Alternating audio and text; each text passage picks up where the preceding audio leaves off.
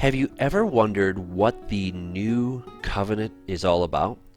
And have you considered that there's actually an old covenant? The Bible talks about an everlasting covenant as well.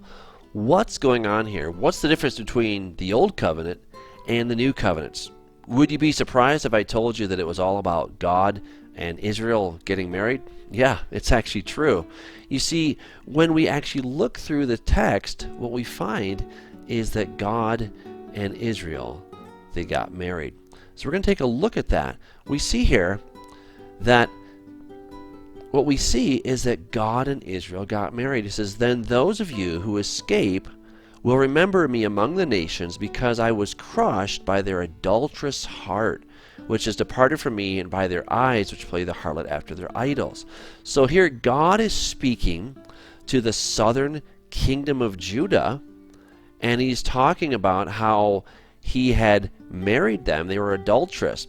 Ezekiel chapter 16 verse 8 is even clearer. I want to show this to you. He says, "When I passed by you again and looked upon you, indeed your time was the time of love. So I spread my wing over you and covered your nakedness. Yes, I swore an oath to you and entered into a covenant with you, and you became mine, says the Lord." Well, God goes on and he says, "You are an adulterous wife who takes strangers instead of her husband." And then in 16:38, "And I will judge you as women who break wedlock or shed blood are judged. I will bring blood upon you in fury and jealousy."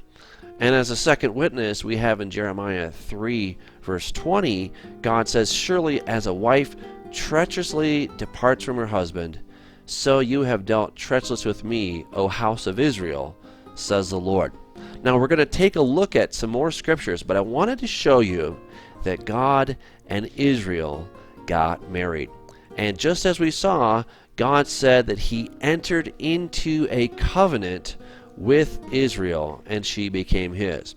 So when we understand this whole idea of a marriage or a covenant, he's talking about a marriage covenant.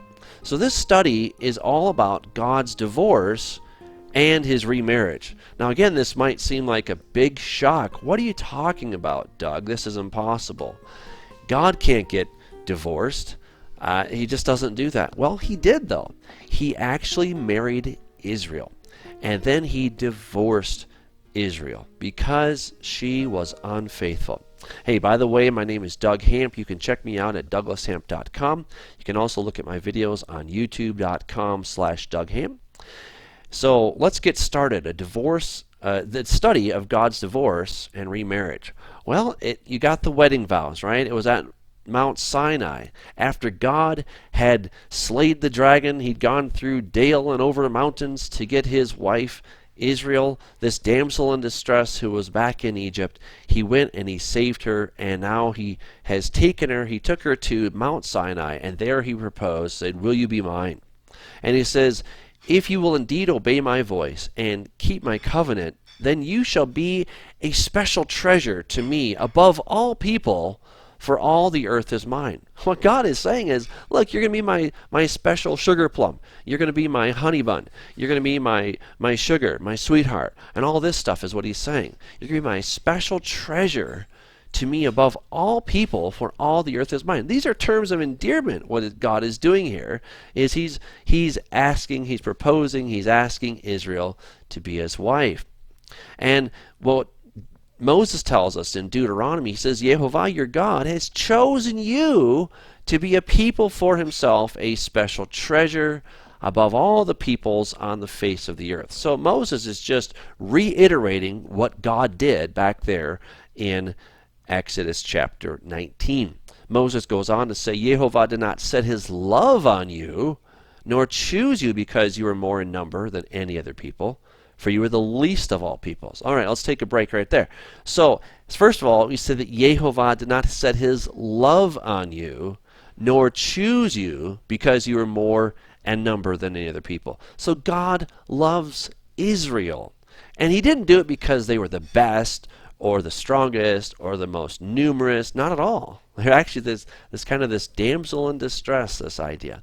And he says, but because Jehovah loves you, and because he would keep the oath which he swore to your fathers, Jehovah has brought you out with a mighty hand and redeemed you from the house of bondage, from the hand of Pharaoh, king of Egypt. So again, Moses is retelling the story that God went down to Egypt. He got the damsel in distress out of harm's way. He got her away from that terrible dragon, and he took her then into the wilderness and said, will you be mine? And he says, I'm going to bless you. And of course, what does she say? She says, yes. Now, this recording of the vows is in the book of the covenant. The book of the covenant is from Exodus chapter 20 through 23. So it's a mere 4 chapters. And it kind of gives the ideas of what you're supposed to do in the marriage. It's basically the obligations that each party has in the marriage. Today we would call this our vows. I, Doug, promise to love you with all my heart until death do us part and all that stuff, right? Well, that's essentially what's happening here. God says, I'm going to bless you, I'm going to take care of you, I'm going to provide for you, etc. And Israel's response is, all that the Lord has said, we will do. And God said, look, I want you to keep my 10 commandments. These are these 10 important things that I really think are important. And by the way, here's a little bit of explanation as to what all of these mean. What does it mean to murder? What does it mean to steal? And he gives the explanation. And they said, yes, we will do it. This is very much like a ketubah. That's basically a Jewish marriage contract. All right, as a ketubah, you can see one here on your screen. That is a modern ketubah between 2 people here that have decided to get married. And so there Moses is sealing this, he's ratifying this. Then Moses, took the book of the covenant and read in the hearing of the people. Now obviously it doesn't take Moses to do this. God can do it. Moses is simply one of the witnesses. He's sort of the minister, if you will, who is kind of officiating this wedding, if you will. And so here we have a marriage contract with prenuptial agreements in case of infidelity. So the terms and conditions were Jehovah's 10 words, his 10 commandments, which he gave for Israel's good. And it says, and now Israel, what does Jehovah your God require of you?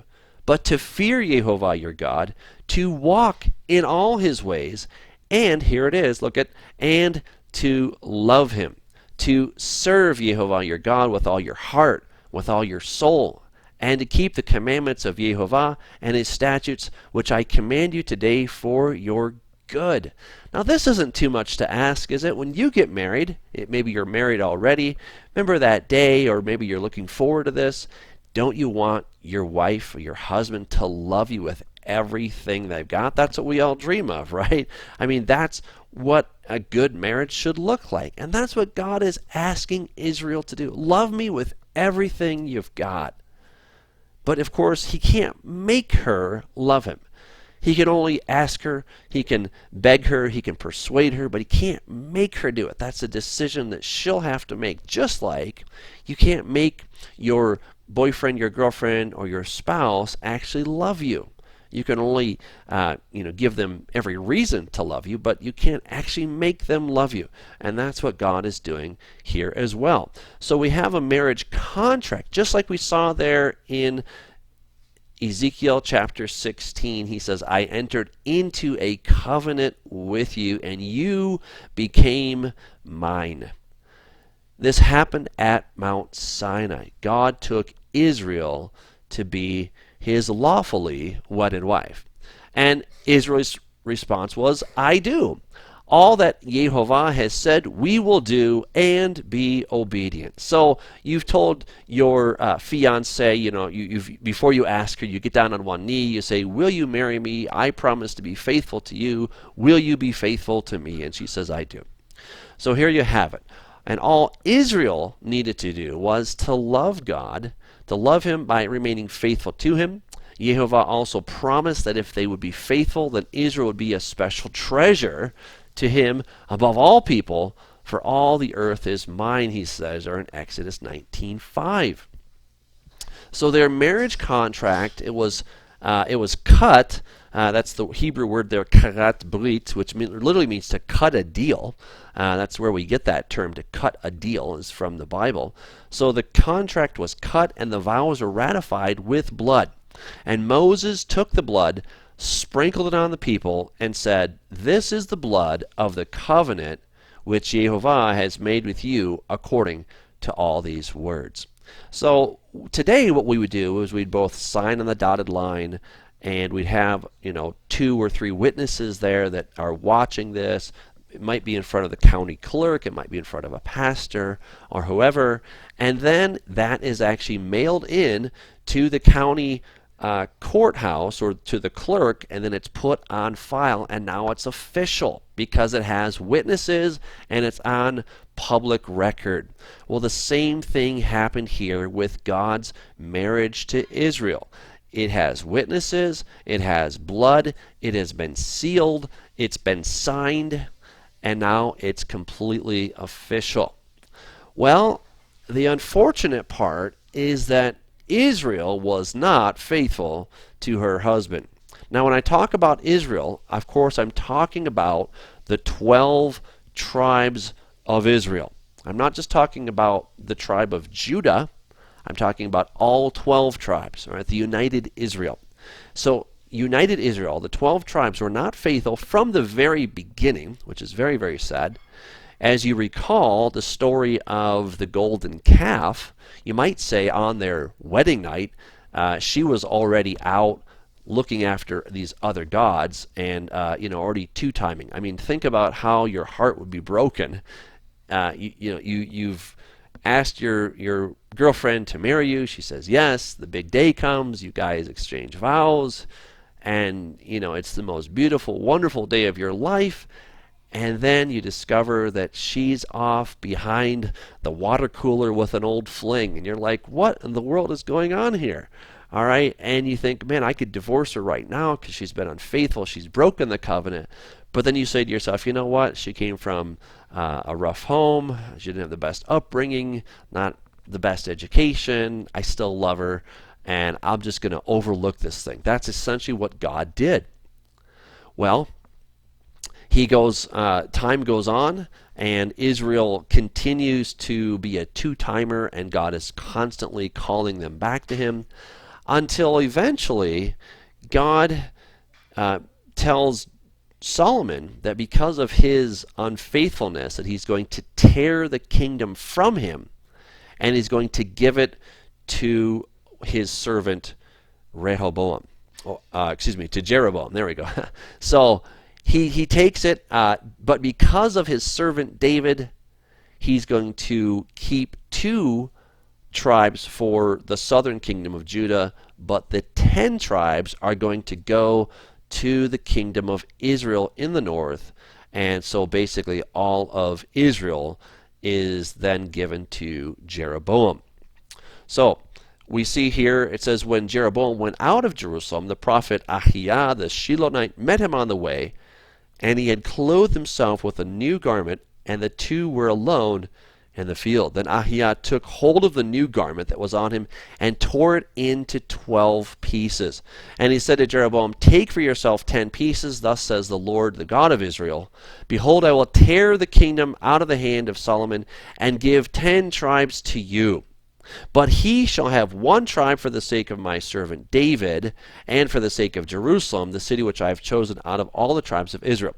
So, obviously, David comes from Judah, so that is his own tribe. And then he has 1 more tribe, which is going to be the tribe of Benjamin. So there's 2 tribes, and then, of course, we have the Levites. They're floaters. They don't have their own particular land, so they're kind of out and about. And so they're, it's 2 tribes, plus you have the floaters of the Levites.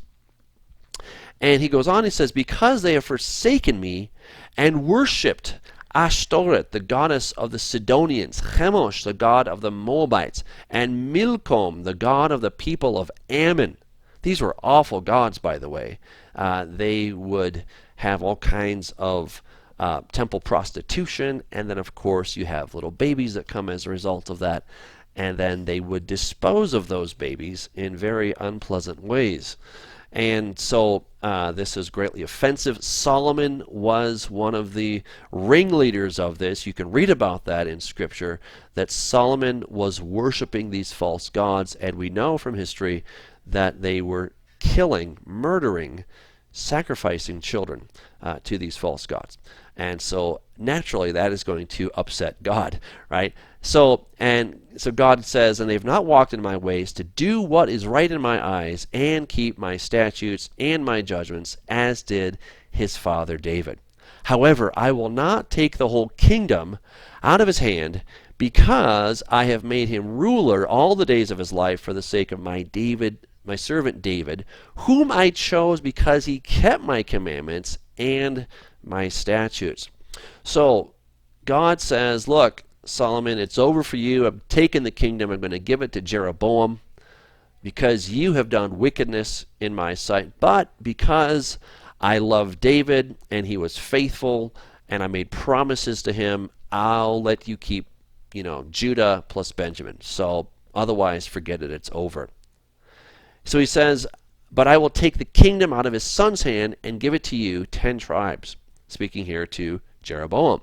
And to his son I will give 1 tribe, that my servant David may always have a lamp before me in Jerusalem, the city which I have chosen for myself, to put my name there. So I will take you, and you shall reign over all your heart desires, and you shall be king over Israel. So this happened in about 932 BC. This is when we go from the united monarchy to the divided kingdom. We go from just having the one kingdom of Israel to now 2 houses, and in the south it becomes known as the house of Judah, and in the north it becomes known as the house of Israel. This is an incredibly important distinction. If you miss this, much of the Bible is going to be unintelligible. But if you get this, then it's going to fill in the blanks like you wouldn't believe. So keep that in mind. I will point this out again as we go through our study. But this is very, very important that you now have 2 houses, you have 2 nations, and God is going to divorce himself from one of those 2 nations. Now we read later in Ezekiel 23 about 2 daughters who are from one mother who both practice harlotry. And he says, Son of man, there were 2 women, the daughters of one mother. They committed harlotry in Egypt. They committed harlotry in their youth. Their names Oholah the elder and Oholibah her sister. They were mine, and they bore sons and daughters. Now remember, God said in Ezekiel 16 that I found you, you are naked, I clothed you, and I entered into a covenant with you, and you were mine. He's speaking there about the united kingdom, the 12 tribes. He married one wife, which consisted of the 12 tribes. Okay, so we're talking about the united kingdom of Israel. That is what he married back at Mount Sinai. And now, in 932, is when we see that the kingdom splits. And then later, he has to deal with each of them individually. So now he's calling them both sisters. They're both daughters of one mother. That one mother is the mother that he married in the wilderness.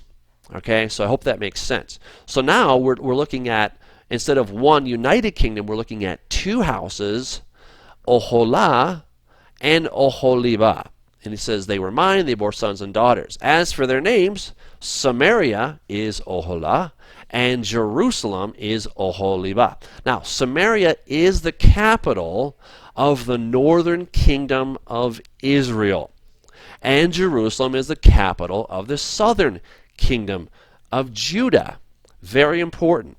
So, Jeroboam founded Samaria in the north for the kingdom of Israel, and of course we know that David was the one who founded Jerusalem for the southern kingdom of Judah. But of course when David founded Jerusalem, it wasn't 2 nations, it was only one. All right, so again, keep that in mind. That's a very important clue. Oholah played the harlot even though she was mine, and she lusted for her lovers, the neighboring Assyrians. Thus she committed her harlotry with them, all of them choice men of Assyria, and with all for whom she lusted, with all their idols, she defiled herself. So he's talking about the northern kingdom of Israel, that they were all googly-eyed over the Assyrians. Now, the Assyrians came in 722 BC, and they destroyed and took away the northern kingdom of Israel. Very, very important on your timeline. All right, so the first marriage contract is that God and Israel got married at Sinai. It was a united Israel. But then they split in 932 BC, and then we're going to see that God is going to divorce himself from the northern kingdom, not from the southern kingdom, but from the northern kingdom. I'm going to show you the scriptures in just a moment. Notice here in Hosea 2:2, Jehovah stated that northern Israel, he said, is not my wife, nor am I her husband. So again, Jehovah can only get divorced if he'd been once married, right? You can't get divorced from somebody that you never married. But if you're married, then you can get divorced. And he tells us right here in plain sight, Jeremiah 3:8, speaking to the northern kingdom. He says, then I saw that for all the causes for which backsliding Israel had committed adultery, I put her away and given her a certificate of divorce. Yet her treacherous sister Judah did not fear, but went and played the harlot also. Now notice here, there's two different houses. These are the two sisters, Samaria and Jerusalem, or Oholah and Oholibah. And he's only divorcing Israel, the northern kingdom of Israel. He's not divorcing the southern kingdom of Israel, or of Judah, excuse me. Now, does the southern kingdom of Judah deserve it? Of course she does. I mean, she's awful. She does play the harlot also, he says. But he didn't divorce her. So the covenant that God made was Israel because he was her husband. In Jeremiah 31:32, it says, the covenant that I made with their fathers in the day that I took them by the hand to lead them out of the land of Egypt, my covenant which they broke, though I was a husband to them, says Jehovah. So again, we see that God and United Kingdom of Israel got married at Mount Sinai. And God entered into a covenant with Israel. I hope you're seeing by now that the so-called Old Covenant, that first covenant, is a marriage contract. It's a marriage contract. And there was nothing wrong with the conditions of the contract. There was nothing wrong with the one who gave the contract. The problem was with the adulterous wife who decided she didn't want to keep it. And what happened, it's not just that, individuals committed murder here and there, or that individuals stole from one another here and there. No. It was far more grievous than that. It's that she promised to be faithful to her husband and to not have any other gods before him.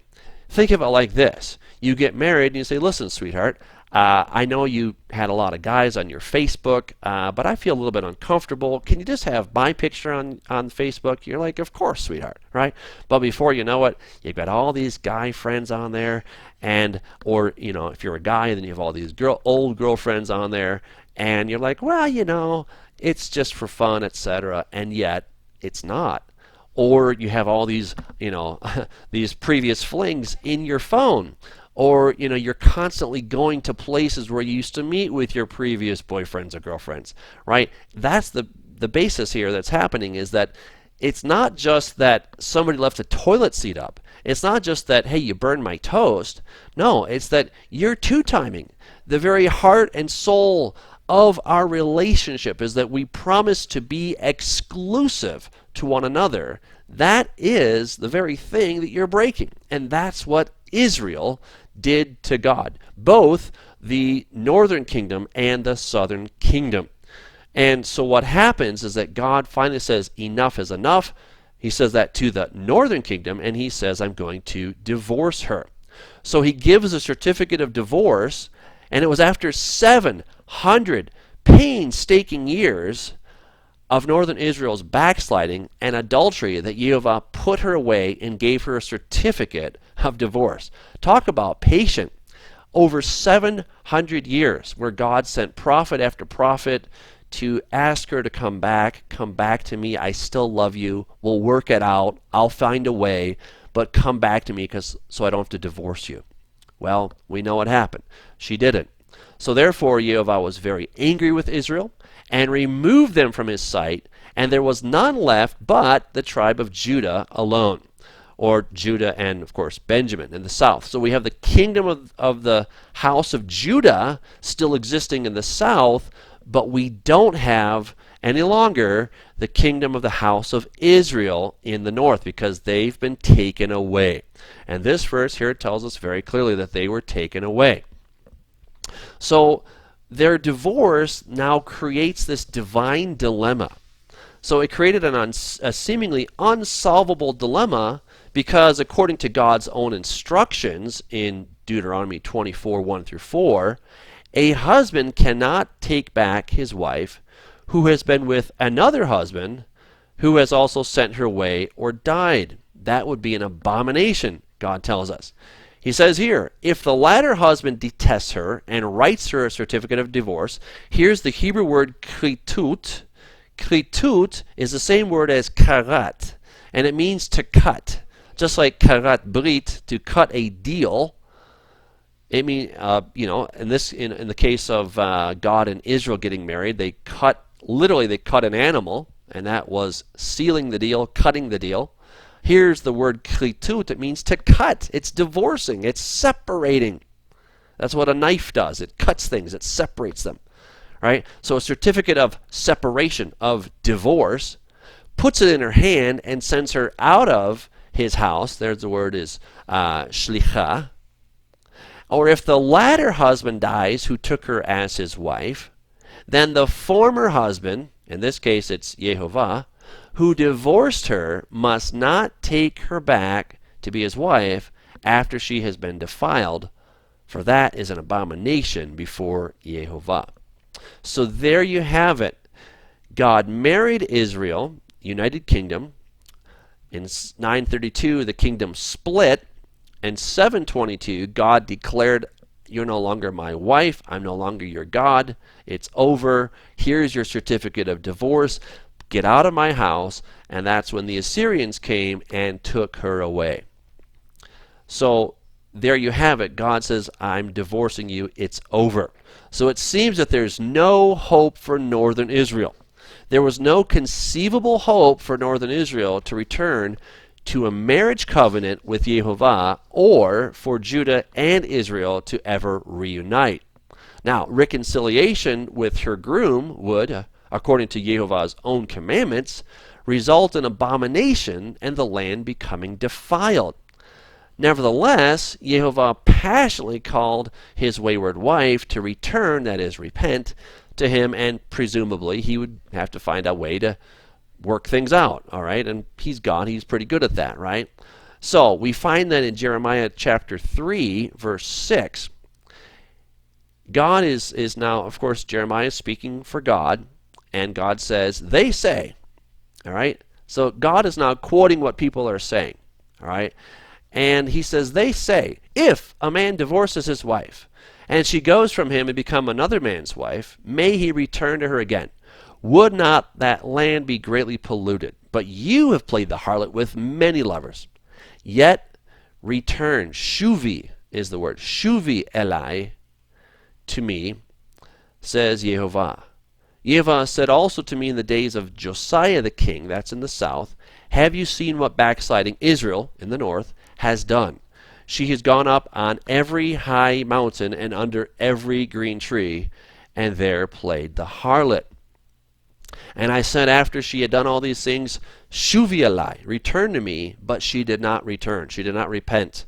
And her treacherous sister Judah in the south saw it.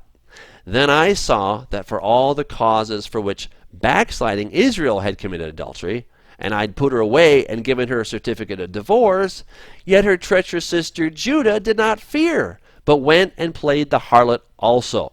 And yet for all this, her treacherous sister Judah has not turned to me with her whole heart, but in pretense, says Jehovah. Now keep in mind that when Jeremiah is writing, we're now coming up really close to the end of the southern kingdom of Judah.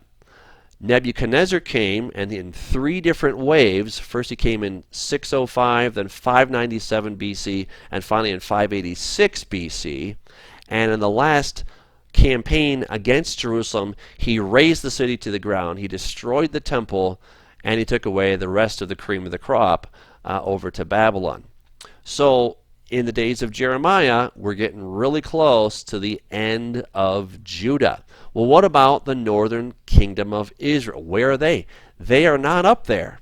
They're not there. They've been replaced.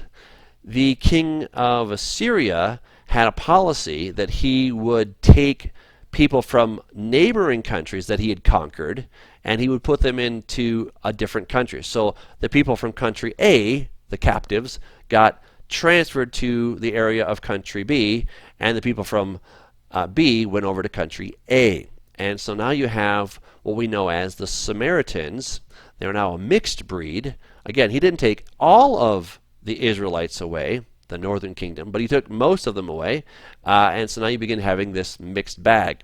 All right? So he says, then Jehovah said to me, backsliding Israel has shown herself more righteous than treacherous Judah. Go and proclaim these words toward the north. All right, so look, Jeremiah is now being given a message to the northern kingdom of Israel that is not there. All right, he's saying, look, Judah, who's still existing at that time, is really awful. But now speak to the north, but they're not there. That's the trouble. They've already been taken away. It's been 130 years approximately, 140 years that they've been out. They've been gone. And yet God is saying, return, shuv, shuvi, backsliding Israel. Says Jehovah, I will not cause my anger to fall on you, for I am merciful, says Jehovah. I will not remain angry forever. This is the heart and the soul of the gospel, is to return because God has made a way for you to come back into the kingdom. All right, so that is kind of a little bit of a foreshadow to the new covenant we're going to talk about very soon. But right now we're still looking at the old covenant. And I want you to understand here that the old covenant is not just that God had these do's and don'ts, and in the new covenant all of that stuff is done away with. That's not true. That is just not true. The covenant has to do with the marriage covenant, the marriage contract between Jehovah, God, and Israel. And then we have this divorce, and now we've got this problem. How do you get God and his wife back together without breaking the law?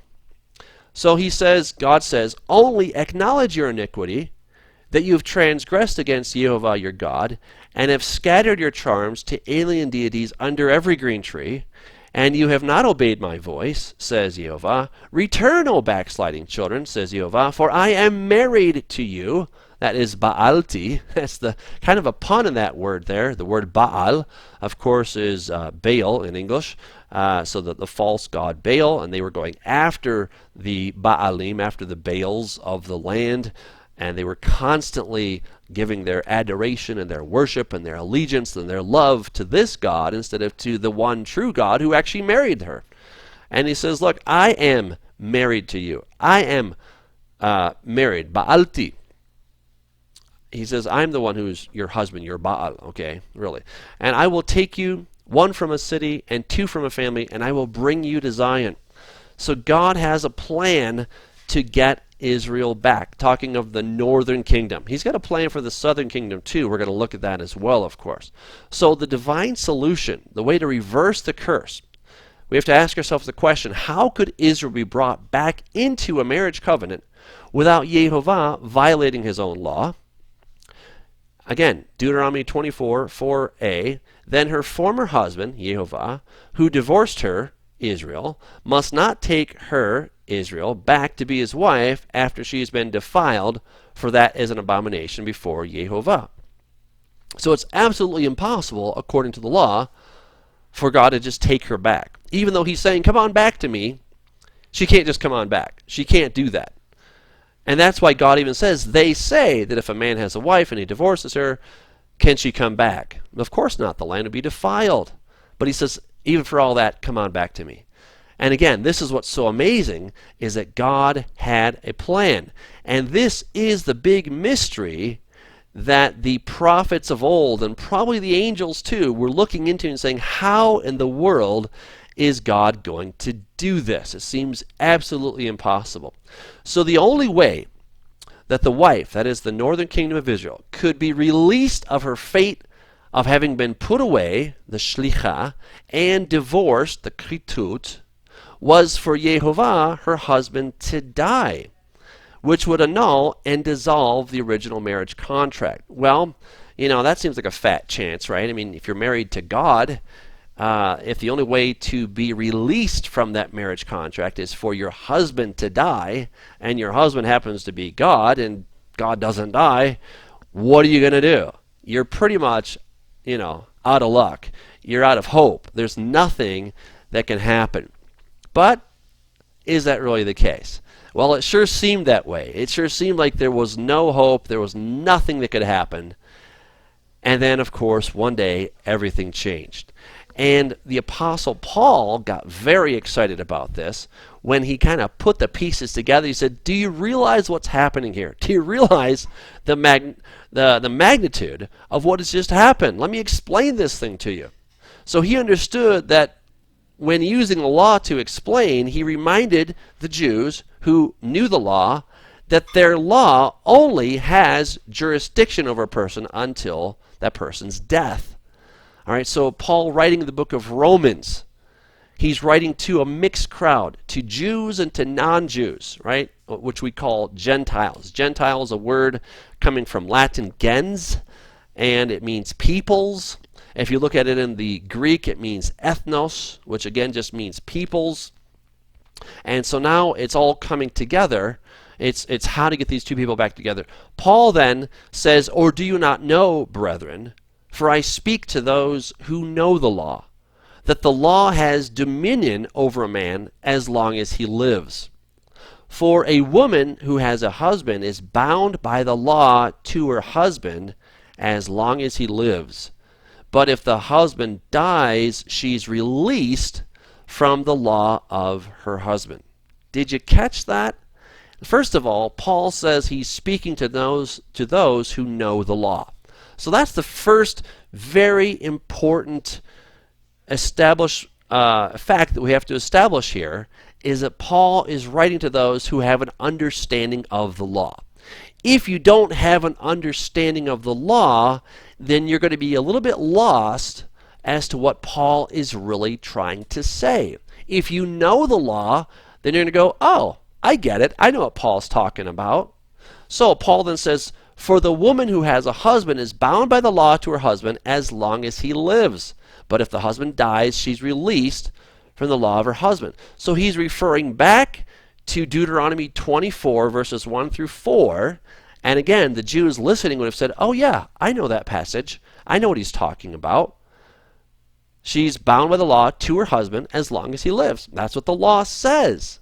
But then Paul says, but wait, but if the husband dies, she's released from the law of her husband. And of course, everybody would have said, well, of course, that makes perfect sense. Once the guy dies, she's released. That's not a problem. But notice here, it's very important. The law of her husband. Paul is not talking about the law in general. He's talking about the law of her husband. I just can't stress that enough. The law of her husband is what she's released from, not the good instructions that God gave and said, okay, now you can kill, it's okay. Now you can do whatever you feel like. Now you can steal. Now you can bear false witness. Of course you can't do those things. Those are still good. Those are still true. So the thing that she's released from is the law of her husband. And he goes on to explain how the wife is freed from the law of the husband, that is the marriage contract.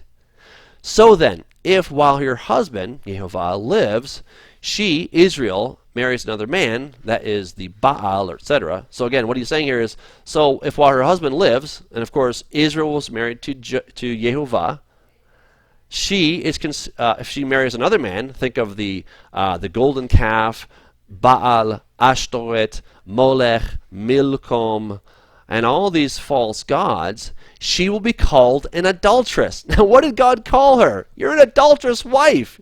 You're so adulterous. You're treacherous. He says, but if her husband dies, she's free from that law. Notice, it's that law. It's not, again, the good instructions called the Torah that God gave, but it's this specific contract, so that she is no adulteress, though she has married another man.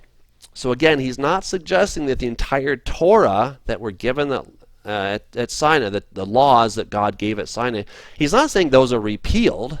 Not at all.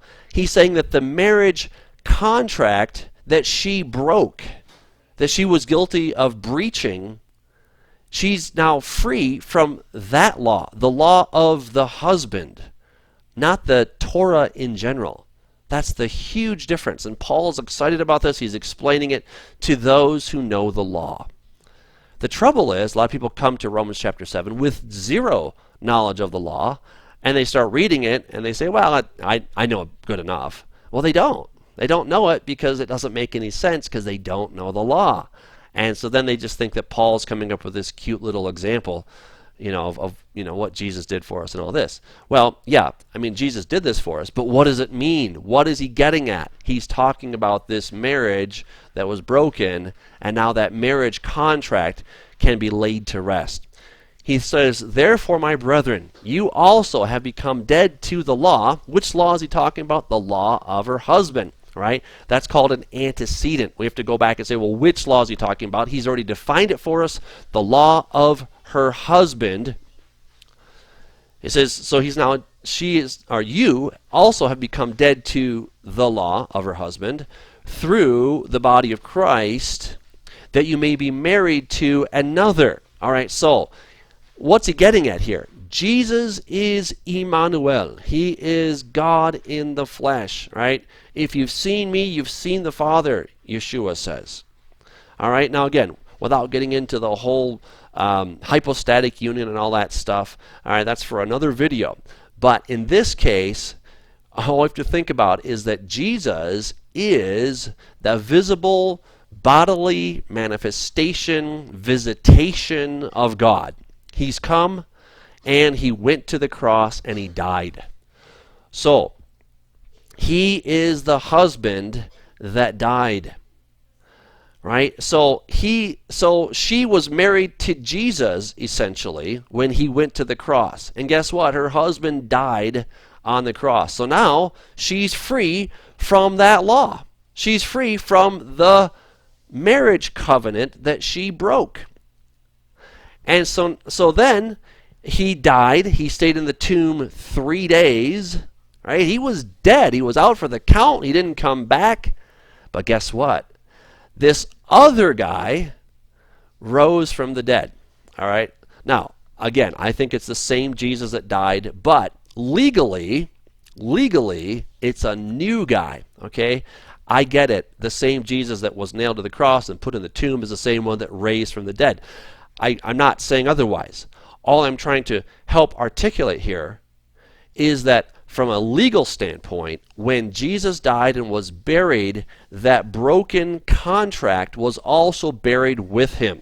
And when he rose from the dead, it was as if, legally, he was a new guy. So legally, he is a new guy. And now, he's the same personality, he's the same creator, but he's a new guy because the old contract has now been put to rest. That old contract is dead. And now there's a new contract so that he can enter into with his wife this new marriage contract. It's pretty amazing. So again, Paul says, therefore, my brethren, you also have become dead to the law through the body of Christ, that you may be married to another, to him who was raised from the dead. So who is the other? Well, it's Jesus, right? So Jesus died on the cross, so that Jesus, let's call that Jesus 1 and Jesus 2, okay? All right, so Jesus 1 is nailed to the cross. He's then put into the tomb. He's dead. And then Jesus 2 now rises from the dead, and he's like a different Jesus, right? And again, I'm just footnoting here because I'm sure there's somebody that's going to say, well, Doug, you believe in two different gods. No, I don't believe in one God.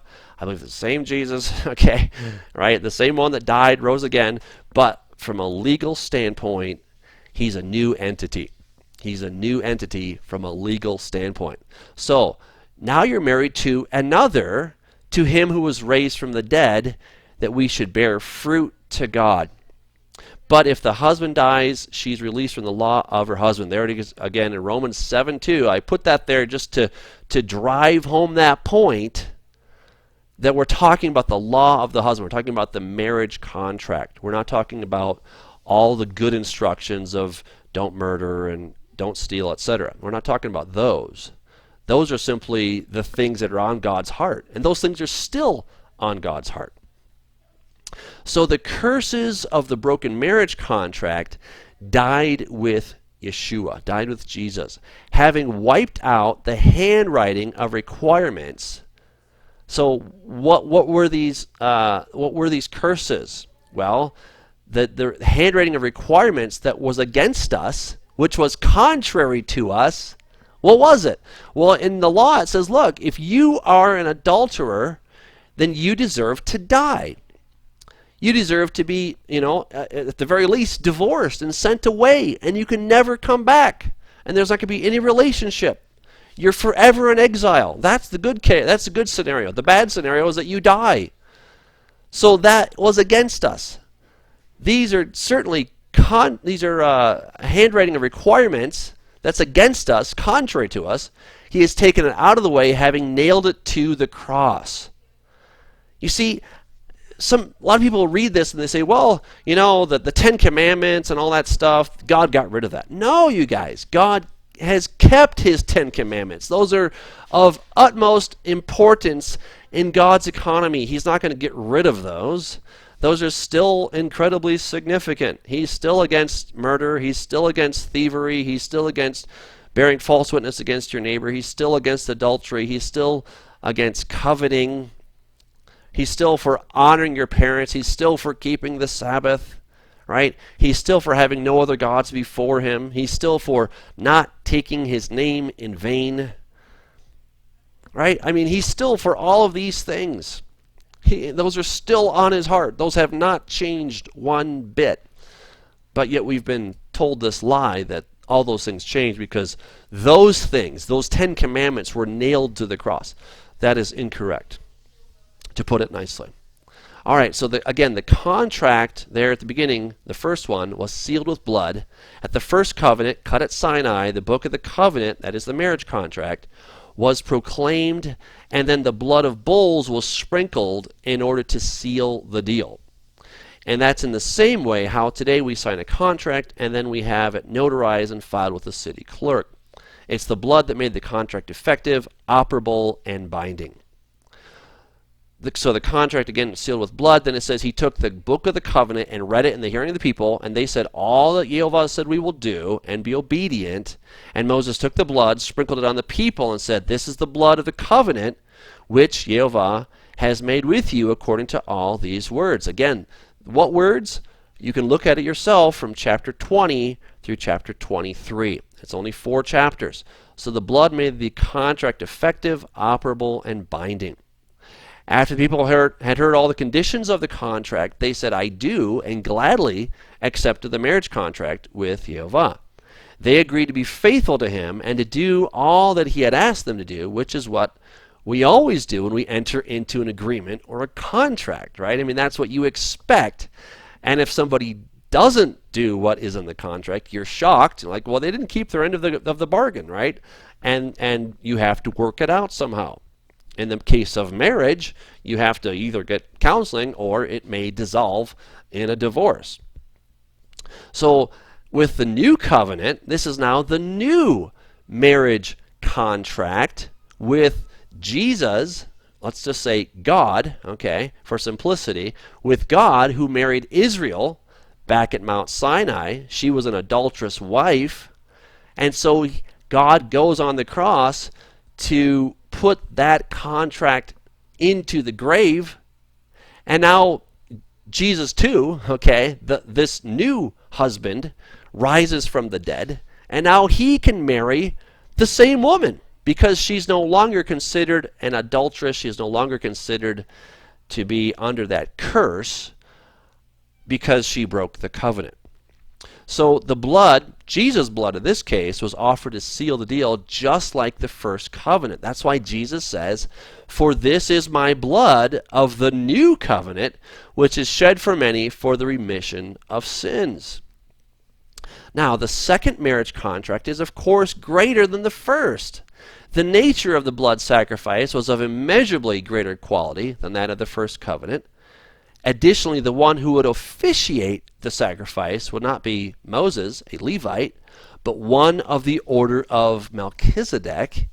So in this, the husband died to dissolve the old marriage, but at the same time, his blood became the blood of the new covenant, and he also was the one who offered the blood on that heavenly altar that we read about in the book of Hebrews, where it says, "But Christ came as high priest of the good things to come with the greater and more perfect tabernacle, not made with hands, that is, not of this creation, not with the blood of goats and calves, like it was in the first one, but with his own blood he entered the most holy place once for all, having obtained eternal redemption." And then Paul tells us in Colossians 1, "And you who once were alienated and enemies in your mind by wicked works, yet now he has reconciled in the body of his flesh through death to present you holy and blameless and above reproach in his sight." So the wife is now free from the curse of the broken marriage covenant. Now free from the curse of her broken marriage covenant, Israel could actually remarry without being called an adulteress. Now, how could she be rejoined to her groom if he was in the grave? Okay, so this, I hope, makes sense here, right? So Jesus dies on the cross, he goes into the tomb, right? So now the stigma of being an adulteress is no longer applicable to her because her husband has died. So you can't be an adulteress if your husband's dead. So for 3 days, Israel, the adulterous wife, has now become a widow because her husband actually died. But that's no fun, because the whole point of what God wanted to do was to not just stay dead so that she could have that stain removed. I mean, that was very important. But the whole point was so he could remarry her, because he made promises to her to come back to him and he would work things out, and that he married her forever and will love her forever. So if Yeshua remained dead, then no remarriage between him and Israel could take place despite her new freedom. Therefore, Yeshua had to not only die to free Israel, but he had to also rise from the dead so that she could remarry her former husband, who was in reality a new husband from a legal standpoint. Pretty exciting when you start to look at this. So now we have a new husband for a new, legally new wife. Without the resurrection, Israel would have been free to marry another, but not to the very one who promised himself to her forever. So now, having risen from the dead, the old husband was actually a new husband. You got to love this. It's almost like those time warp things that you see in movies. They're like, whoa, how does this all work? Well, this is what Paul and others were trying to explain how cool this was, because it really is very, very cool. So all of the lawlessness, that is her adultery, that was committed in the first marriage, was literally buried with Yeshua, the husband, Yehovah in the flesh, and now he was free to remarry his former wife without breaking his own laws or his own instructions. So his new marriage would be a new marriage contract, a new covenant, a new testament with Israel. Not with this other thing that people call the church. Okay, now I know the word church is in the Bible. I understand that. In the Greek it's ekklesia, in the Hebrew it's kehillah, and it just means an assembly, a group of people. In this case, the group of people is Israel, because that's who God married in the first place. That's who God said that he would be faithful to her forever, even if she was unfaithful. This is the one that God said, I will always love you, and I will never abandon you, no matter what. So how does he do it? It's through the death, burial, and resurrection of Jesus. And again, this is why Paul is so excited, and he's sharing in his epistles. For example, in Ephesians 2:11-13, he's talking about the house of Israel. Remember, there's two houses. You've got the house of Judah in the south and the house of Israel in the north. And as Paul is writing, he talks about we who were the first to believe, he says in Ephesians chapter 1. And now he says in Ephesians chapter 2, therefore remember that you, once Gentiles. Okay, now again, the word Gentile, coming from the Latin gen, we go take it back to the Greek, it's the ethnos, or the ethnu. And if we go back to the Hebrew, it's the goyim, and it just means the nations or the people that are outside of this covenant that God has made with the United Kingdom of Israel, the 12 tribes. And remember that 10 of the tribes were in the north, and God divorced those 10 tribes that we call the house of Israel. A nickname for them is the house of Ephraim. Okay, so that's just a nickname, but we'll get to that in a minute. So here he's talking to you, once Gentiles. So he's talking about scattered northern Israel who were out of covenant. You were once Gentiles in the flesh, that at that time you were without Christ, being aliens from the commonwealth of Israel, and strangers from the covenants of promise, having no hope and without God in the world. But now in Christ Yeshua, you who were once far off have been brought near by the blood of Christ. Remember Hosea 1:9, for you are not my people, and I will not be your God, is what God said to the northern kingdom of Israel. He said that to the northern kingdom, not to the southern kingdom. All right, he says, you're out. I'm divorcing you. So you're now out of the commonwealth of Israel. You're now strangers from the covenants of promise. And now you have no hope.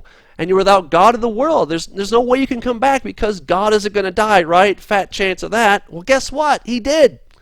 God himself went to the cross and died because he loves his wife. It's pretty amazing. Now, it's important to understand here that there's no such thing as this dispensation of grace. I hope you understand that the new covenant is not a new age or a so-called dispensation by those who are called dispensationalists. They would have us believe that there was the dispensation of law, that God gave the law at Mount Sinai, and you got to do this and don't do that, and if you do these things, then we'll hang out together, right? And then Jesus came and he put all of that law stuff aside, and now there's this time of grace. Well, God has always been gracious. So it's really unbiblical to say that there's an age of law and an age of grace. It's very unbiblical because Yehovah has always been operating on the basis of grace with all of humanity. Notice here in Exodus 34, Yehovah passed by before him and proclaimed, Yehovah, Yehovah, the compassionate and gracious God, slow to anger and abounding in loyal love and faithfulness. Where did he say that? He said that on top of Mount Sinai. Even as the people were being unfaithful to him, he says that he is a gracious and compassionate God. And this is what is reiterated throughout the Bible. That's the very reason that Jonah did not want to go to the city of Nineveh, because he says that I know that you're a compassionate and gracious God, slow to anger and abounding in loyal love and faithfulness. He didn't want to go because he knew who God was. So this idea that there's a dispensation of law and a dispensation of grace is not in the Bible. That is something that's been invented. This is important to understand because God has always been gracious. So now we see that the new covenant is not a new means of interacting with people. It's not this new basis of grace, as if there was no grace before. I laugh because that's really quite sad. But yet that is what most people think, is that the old covenant was all about law and do's and don'ts, and God was kind of a mean God, but now he's really a nice, gracious God. No, the new covenant is not about that. It's about getting his wife back, the wife who was unfaithful to him, who was an adulteress. Now he can bring her back under a new marriage covenant. And this new marriage covenant, or renewed marriage covenant, you can translate that word chadash from Hebrew either way. It's between Yehovah and his divorced wife, who had been scattered to the nations. So we read in Deuteronomy 28, Yehovah will scatter you among the nations from one end of the earth to the other. That is, if they're not faithful to him. There you will worship other gods that neither you nor your ancestors have known, gods of wood and stone. And of course we find this in so many other places. Leviticus 26:33, Jeremiah 9:16, Jeremiah 13:24, 30:11, Ezekiel 5:10, Ezekiel 6:8, Ezekiel 20:23, chapter 22 verse 15, and 36:19. All of those different places. And we're also going to have the sisters, Oholah and Oholibah, are going to be reunited under the new marriage contract. So while Yeshua's death and resurrection resolved the divorce of Yehovah and Israel, what about Judah's southern kingdom and their relationship with Yehovah, and her relationship with her northern sister, Oholah, or Samaria, or Ephraim? So what about that? How does he stitch them back together? We have to also ask ourselves, what about Judah? Does she get a new marriage covenant?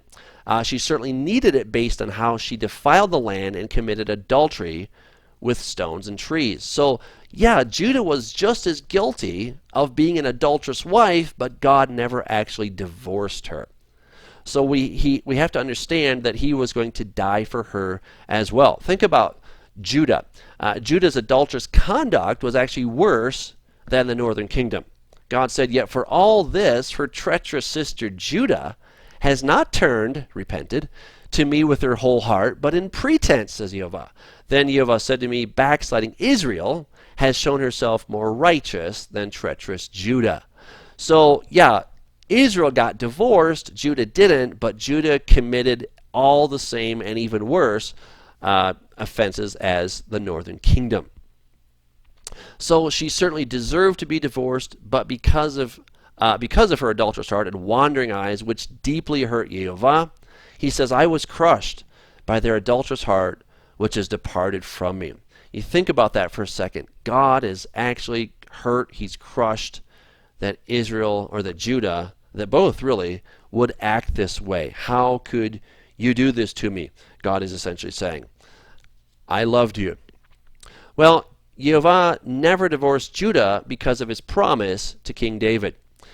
He says, if his sons reject my law and disobey my regulations, if they break my rules and do not keep my commandments, I will punish their rebellion by beating them with a club, by their sinning by inflicting them with bruises, but I will not remove my loyal love from him, nor be unfaithful to my promise, because God made a promise to David. So both houses were guilty of adultery and of breaking the covenant. The house of Israel and the house of Judah have dealt very treacherously with me. God is speaking about both houses because they're both his wife. He says they have turned back to their iniquities, to the iniquities of their forefathers who refused to hear my words, and they've gone after other gods to serve them.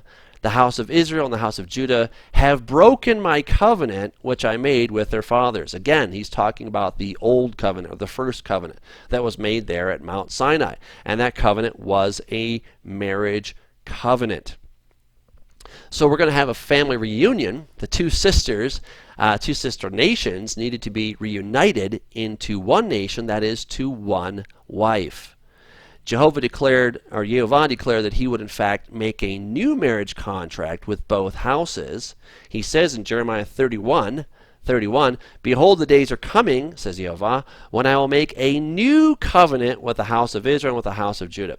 Did you know that the only place that the term new covenant actually appears in all of the Hebrew Bible, that is the Old Testament, the only place that it actually appears is right here in this verse in Jeremiah 31:31.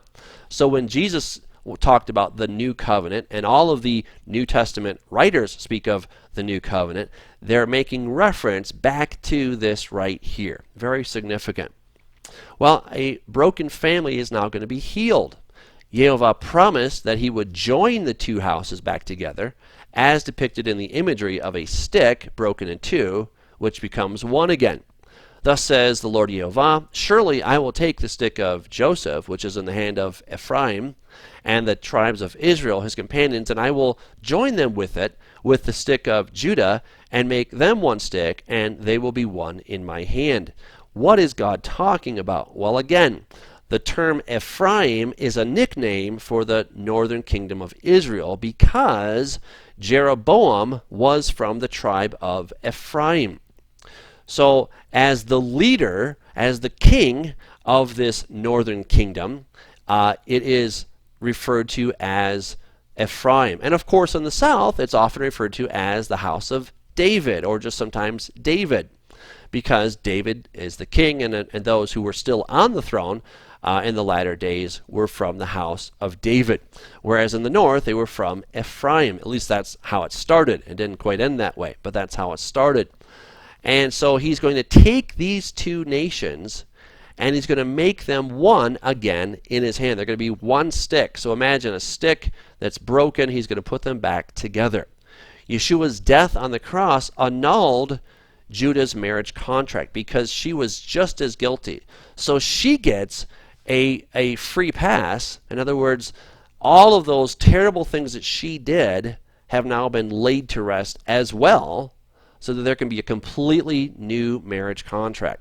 Yeshua's death on the cross annulled Judah's marriage contract with Jehovah, and thereby allowed for the house of Judah to have a new contract with Jehovah, because their first marriage was marked by gross adultery, even though she was never divorced. Judah could have a new relationship with Jehovah, and so too could northern Israel come back into fellowship with her husband, and these two sisters could become one again. So you now have two people becoming one. And this is where Paul mentions this in Ephesians chapter 2. For he himself is our peace, who has made both one, and has broken down the middle wall of separation, having abolished in his flesh the enmity, that is, the law of commandments contained in ordinances, so as to create in himself one new man from the two.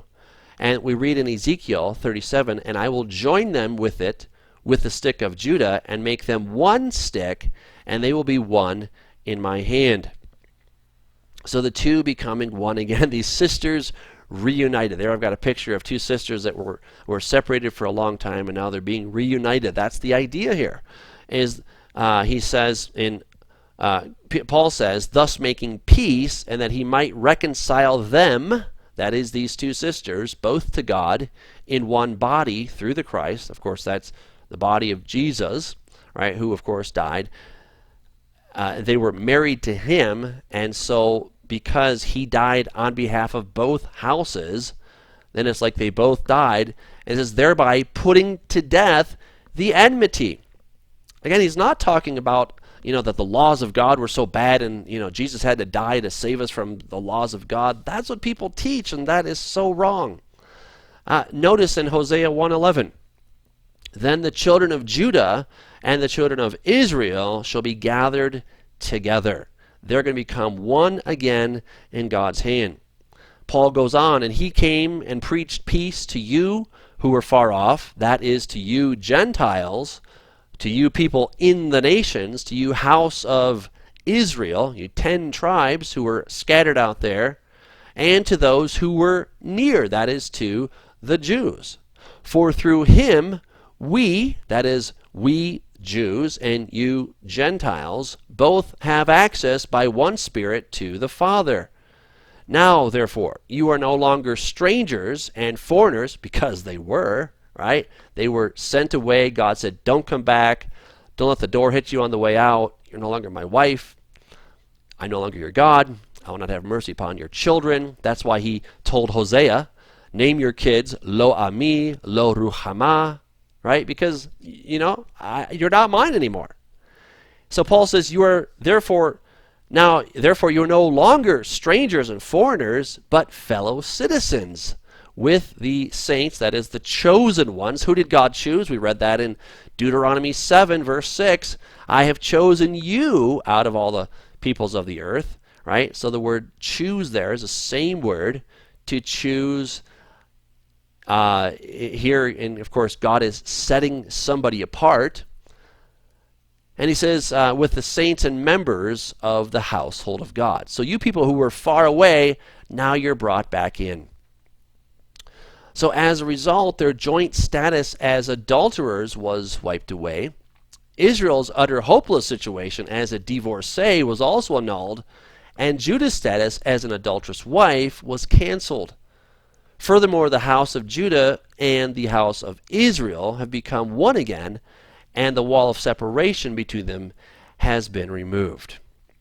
So the house of Israel, that is Ephraim, the Gentiles, can now return to her husband. So they're no longer aliens from the commonwealth of Israel and strangers from the covenants of promise, having no hope and without God in the world. They're no longer of that status because of what Jesus did. Yeshua is now Israel's and Judah's peace, who has made both one and has broken down the middle wall of separation. When Yeshua, Jesus, died on the cross, he abolished in his flesh the enmity, that is, the law of commandments contained in ordinances, so as to create in himself one new man from the two, thus making peace. Remember that it wasn't the good commandments that God gave that were a problem, but it was the breaking of those. It was the breach of contract that created a problem. God's law was perfect, is perfect, but Israel's response to this marriage contract was, of course, very adulterous. And that he might reconcile them both to God in one body through the cross, thereby putting to death the enmity. You can see why Paul is so excited, because he's understanding that the good news is to both the house of Israel, who was sent away, and to the house of Judah. So Yeshua also gave good news to both the house of Israel and the house of Judah when he came and preached peace to you who were afar off and to those who were near, Paul says. Through the work of Yeshua on the cross, the two houses now both have access by one Spirit to the Father. And truly those of the house of Israel are no longer strangers and foreigners, but fellow citizens with the saints and members of the household of God. So, we can now understand what Paul is talking about in Romans chapter 11. So, while the barrier to restoration has been removed because of what Jesus did, the reunification process is not complete, and as far as I can tell, will not be complete until the fullness of the nations, or Israel, comes in, as Paul explained to his Jewish brethren. For I do not desire, brethren, that is to you Jews, that you should be ignorant of this mystery, lest you should be wise in your own opinion, that blindness in part has happened to Israel until the fullness of the Gentiles has come in. Now, when I read this years ago, I started thinking, well, gosh, Israel, the Jews, they're blind, and until all we Gentile non-Jews get to come in. Well, really what I think is happening here is that we're all blind. And in other words, certainly people of Judah are blinded, but also people from the northern house of Israel who were scattered to the Gentiles are also blinded. That none of us can see, or none of us sees at all, at least. Blindness in part, right, has happened to Israel. Who is Israel at this time? Well, Israel at this time has got to be the united house, or the United Kingdom of Israel. That is the 12 tribes. We can't say just the Jews, because the Jews, or the house of Judah, represents the tribe of Judah and the tribe of Benjamin, and of course we have the Levites who were floating. So you could say certainly 2 tribes, and you've got some Levites thrown in there as well. So it's not until the fullness of the Gentiles has come in. Well, the phrase that Paul employed comes directly out of Genesis 48:19, where Jacob prophesied over Ephraim, that is Joseph's son, but Joseph's father, refused and said, I know my son, I know. He also shall become a people, and he also shall be great. But truly his younger brother, that is Ephraim, shall be greater than he, that is Manasseh, and his descendants shall become a multitude of nations. Now, if you look at that in the Hebrew, it's literally Melo Hagoyim. Melo Hagoyim. That's the literal phrase, and the literal translation of that is Melo means fullness, and then you have the next word. These are 2 nouns stuck together. We call these a smichut, or a construct, where you have 2 nouns acting together. And in English, we have to put the word of in between those words, because that's just how it works. So it's literally the fullness of the nations. That's the most literal translation you can get, and that's exactly what Paul said. So the fullness of the nations is a reference to all of Ephraim coming in. All of Ephraim, not Judah, but all of Ephraim coming in. That's the fullness of the Gentiles. So until that time, there's a blindness in part that is over Israel. And again, Israel at this time is the reunited kingdom, where you now have all 12 tribes that can now come back together. But there's going to be this blindness over all 12 tribes, not just the Jews, but all 12 tribes, until the fullness of the Gentiles comes in. Very significant. So the renewed covenant, the new covenant, is a renewed marriage contract between Jehovah and his wife Israel. I'm speaking of the reunited house of Israel and the house of Judah. Yeshua's statement, this is my blood of the new covenant, which is shed for many for the remission of sins, was the blood necessary to establish the marriage covenant. And of course, his death released his unfaithful wife, that is both houses, from the curses of the broken marriage contract. And of course, it allowed for northern Israel to remarry him, and for Israel and Judah to become one nation again. That is what the new covenant is. The old covenant is that first marriage covenant that God entered into with the United Kingdom back at Mount Sinai. Both houses broke that, and of course we know that the kingdom split in 932. Then God said, I'm divorcing you, house of Israel, and he sent her away, gave her a certificate of divorce. And by doing that, he made it impossible for her to come back, because that would be an abomination if she were to come back, if he were to take her back as is. And so because he loved her so much, he was willing to come in the flesh, to go to the cross, to die, to put that first marriage contract into the grave. And she was a widow for 3 days until he rose again. And now there's a new marriage covenant. That is exciting. That is good news. Jehovah's remarriage to United Israel. Jehovah's first marriage was with his special treasure, United Israel, and his new marriage is with his special treasure, Israel and Judah, reunited.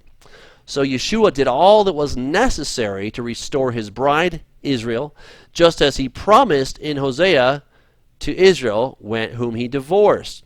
And he says in Hosea chapter 2, I will betroth you to me forever. Yes, I will betroth you to me in righteousness and justice, in loving kindness and mercy. I will betroth you to me in faithfulness, and you shall know Jehovah. He's speaking here to the northern kingdom of Israel. So we have to understand that when we talk about the bride of Christ, is it the church? Well, yes and no. It's the church in the sense that it's the assembly, the same assembly that was in the wilderness, and that same assembly that God divorced most of her, and the other part that was equally unfaithful. It's that assembly that God married originally that he also divorced. And so now it's that same assembly that he is going to make his bride. And so that is the bride of Christ. We can call it the ecclesia, we can call it the kehillah, we can call it the assembly, but it all centers around the 12 tribes of Israel. It's not talking about some new entity that people call the church. There's the church and there's Judah. That's what many people want to say, is that there are these two different peoples with two different destinies. And some teachers would put it that that Jehovah, as they say, has his wife Israel and Jesus has his bride, the church. But that is incorrect. There's only one God and there's one wife, and this is the bride. Now, how does it work? Ephraim's assimilation into the nations is actually a blessing. So through the dispersion of the house of Israel to the nations, the entire world is being blessed because the house of Israel was assimilated into the nations and became one with them. So God tells us that it's going to be a great blessing. So their return is nothing other than the ingathering of the Gentiles into the kingdom, and fulfills Jehovah's original promise to Abraham that his seed would be like the stars of heavens. Then he brought him outside and said, "Look now toward heaven and count the stars if you are able to number them." And he said to him, "So shall your descendants be." Jehovah's regathering the house of Israel, which was divorced, scattered, and assimilated into the nations through intermarriage, is nothing less than the house of Israel, or the Gentiles, or non-Jews, receiving by faith the fact that Yeshua graciously died to annul the first marriage covenant, which they were in bondage to, and then resurrected to lovingly take her back under a new marriage covenant. So the point is that any non-Jew, and of course Jew, and this we'll just focus on them, any non-Jew who trusts in Yeshua is part of the fullness of the Gentiles. They are part of the mixed multitude, if you will, which was added to the children of Israel when they came out of Egypt. Let me unpack that just for a moment. What I'm saying here is that you have 10 tribes that were scattered to the nations. They didn't all die. They were taken away as slaves, and they were put into different countries, and there they had to start over. So now you have the genetic seed of Abraham, Isaac, and Jacob, these 10 tribes that are taken away, and they're scattered. And they cannot come back because they've been divorced. So what's going to happen to them? Well, there's two ways I think we can look at this. On the one hand, they're being propagated genetically. So now through intermarriage, through breeding, they are creating other people. And if we don't even want to take that route, we just want to say, well, I have no genetic link to Abraham, Isaac, and Jacob. I personally do not know if I do or I don't. I know that I'm not part of the house of Judah. And I'm not trying to replace them. I'm not trying to take over. So I'm not part of the house of Judah. But I get to come in through the house of Israel. I get to come in because of this promise that God made via Ephraim. Now, again, whether I am genetically part of them or maybe I'm not, either way, I don't think it matters.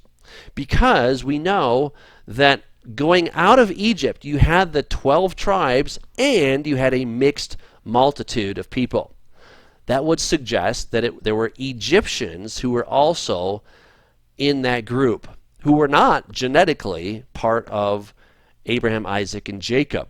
But that was not the point, because they decided to join the nation of Israel. So either way, whether they're genetically Israel or they just make a choice to be with them, they get to be part of that.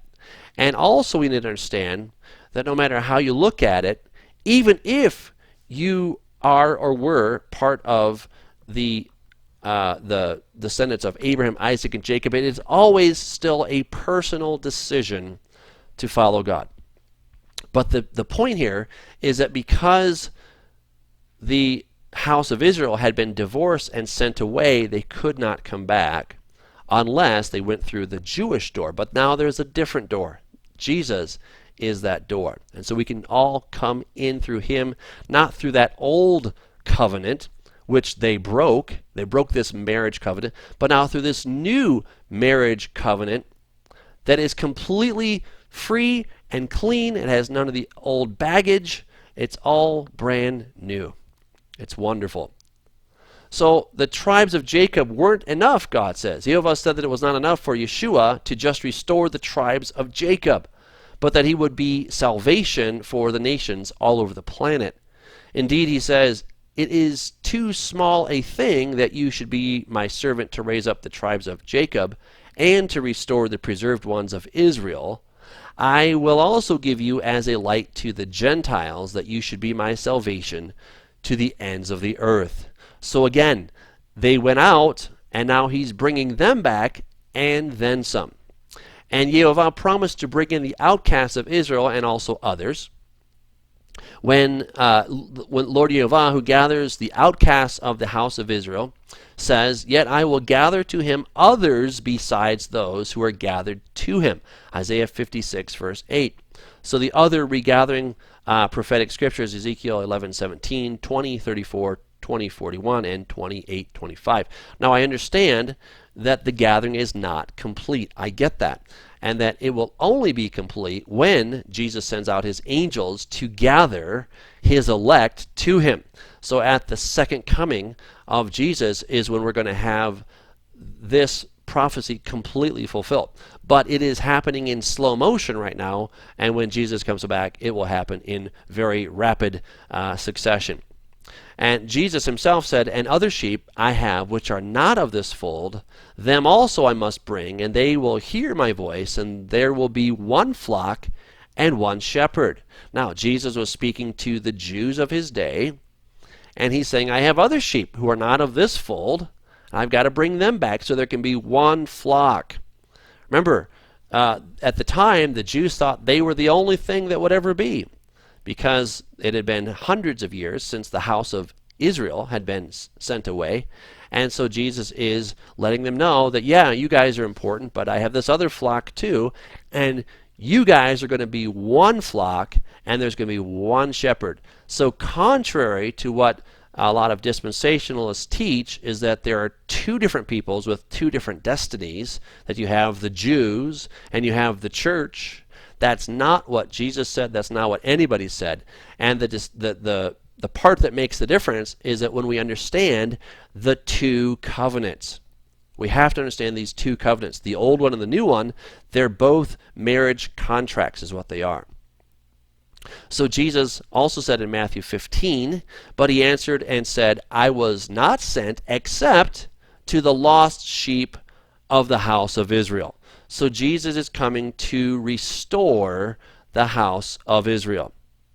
And the restoration, of course, happened through his death. And Jesus said, and I, if I am lifted up from the earth, will draw all peoples to myself. So again, the 10 tribes that were scattered throughout the world, he's going to bring them back, and even others besides them.